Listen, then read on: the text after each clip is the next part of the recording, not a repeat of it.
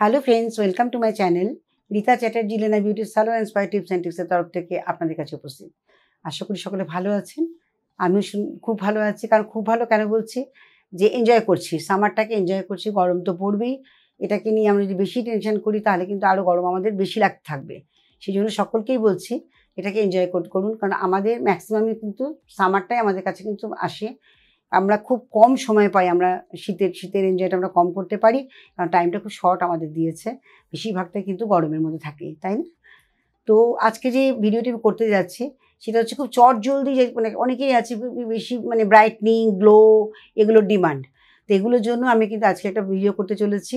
এটা ভালো করে শুনবেন এবং দেখবেন, আর সাবস্ক্রাইব করতে কিন্তু অবশ্যই ভুলবেন না, কারণ আবারও নতুন কিছু ফেসিয়াল নিয়ে আপনাদের কাছে উপস্থিত হব। যেটা বলতে যাচ্ছি, প্রথমত হচ্ছে সামারে কি হয়, আমাদের ঘাম প্রচণ্ড পরিমাণে হয়। ঘাম হলে পরে কি হচ্ছে, বাইরে থেকে ধুলো ময়লা এসে আমাদের স্কিনের মধ্যে কমপ্লিটলি একটা লেয়ার তৈরি করে দেয়। তাতে কি হয়, আমাদের স্কিনের উজ্জ্বলতা নষ্ট হয়ে যায়, স্কিন ভীষণ ডিহাইড্রেট হয়ে পড়ে, রিঙ্কেলস খুব তাড়াতাড়ি এসে যায়, আর স্কিনে কিন্তু একটা মানে খুব বার্ধক্যের ছাপ পড়ে যায়, তাই না? আর সূক্ষ্ম হয়ে যায় সেই স্কিনে, কিন্তু সেই একটা নমনীয়তা বা কোমলতা সেই ব্যাপারটা কিন্তু থাকে না, বিকজ আমাদের এই সান রে বা এই পলিউশনের জন্য। এখানে আপনাকে কি করতে হবে, প্রতি অন্তত সপ্তাহে 2 থেকে 3 দিন স্ক্রাবিং করতে হবে।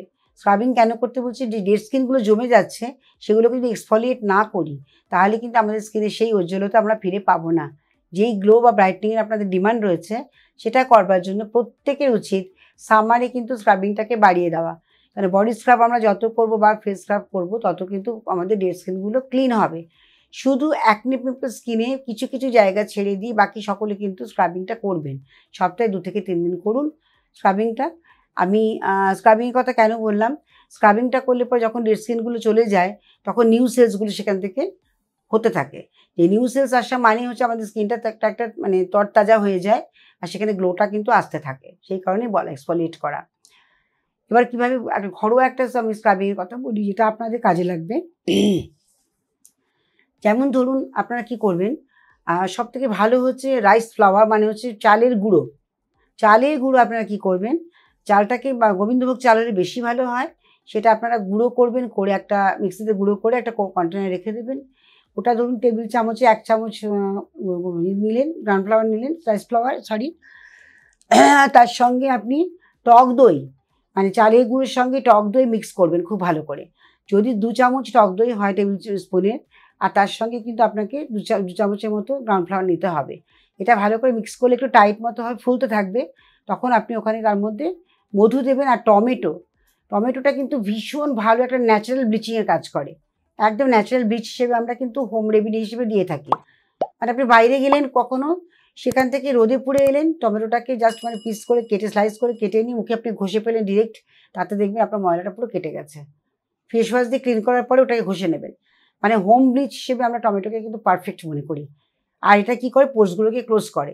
যে প্যাকটার কথা বলছিলাম, প্যাকটার মধ্যে এটা তৈরি করে নিয়ে টমেটোটাকে পাল্পটাকে খুব ভালো করে ঘষে ওর মধ্যে দিয়ে দেবেন। সেটা দিয়ে খুব ভালো করে মিক্স করে নিয়ে একদম নেক পর্যন্ত, নেকটা কিন্তু ভীষণ মানে ভিজিবল হয়। যখন আমরা ফেসে কোনো প্যাক লাগাই বা কিছু করি, তখন যদি নেকটাকে আমরা বাদ দিই, যখন লোকের সঙ্গে কথা বলতে যাই আমরা কিন্তু আগেই গলা এবং মুখের দিকে সমানভাবে কিন্তু আমাদের চোখটা পড়ে যায়। সেই জন্য পুরো গলাটাকেও আপনারা কভার করবেন।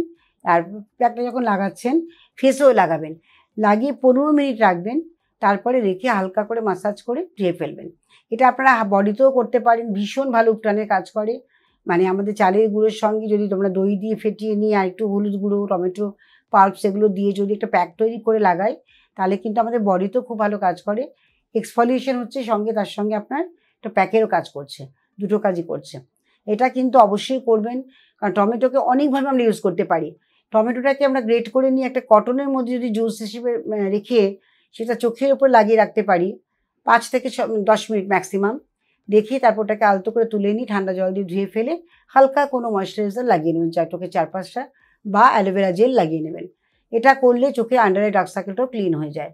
আবার ফেসে যদি আমরা পাল্পটাকে লাগাই, অনেক সময় হয় ভীষণ পিম্পলস স্কিন, প্রচণ্ড ভিজিবল দেখা যাচ্ছে যে মানে পোর্সগুলো খুলে গেছে, সেখানে টমেটোটাকে গ্রেট করে সেই জুসটা কটনের মধ্যে করে নিয়ে আপনি যেখানে যেখানে ওপেন পোর্স আছে সেই জায়গাগুলো রাখলে পরে পোর্সগুলো টাইট হয়ে যাবে, মানে সিঙ্ক করবে।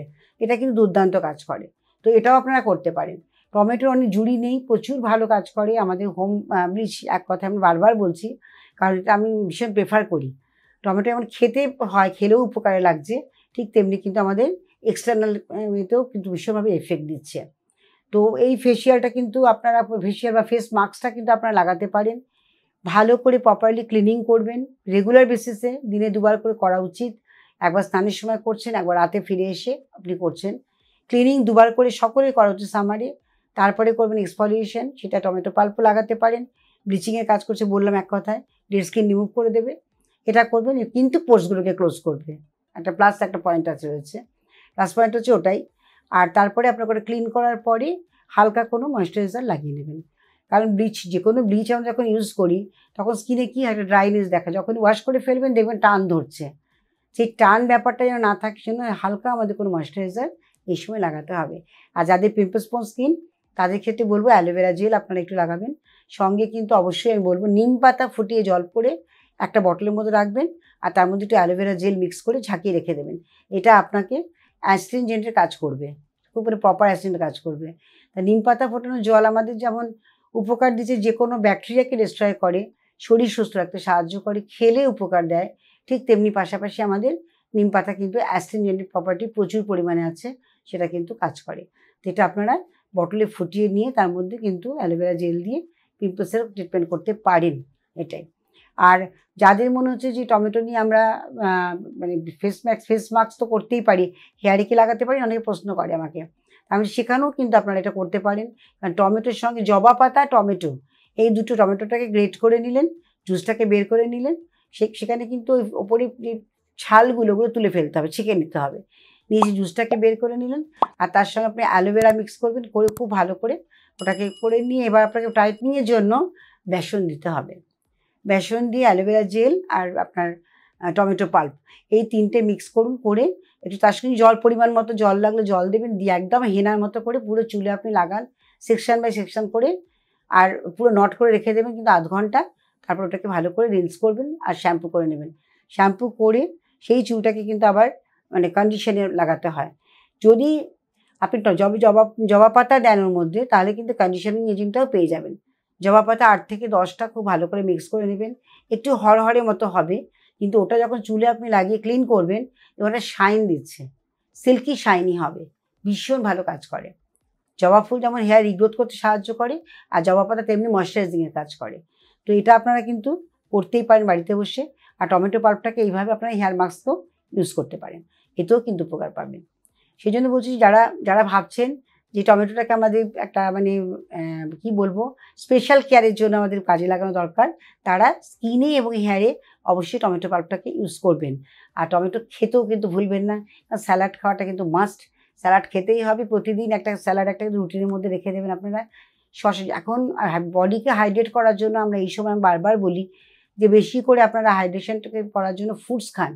যে ফ্রুটসগুলো এই সামারের জন্য উপযুক্ত, সিজনাল ফ্রুটস, যেমন আমাদের তরমুজ খেতে বলছি আমি, আঙুর, লিচু, এ ধরনের মধ্যে প্রচুর পরিমাণে আমরা জল পাচ্ছি।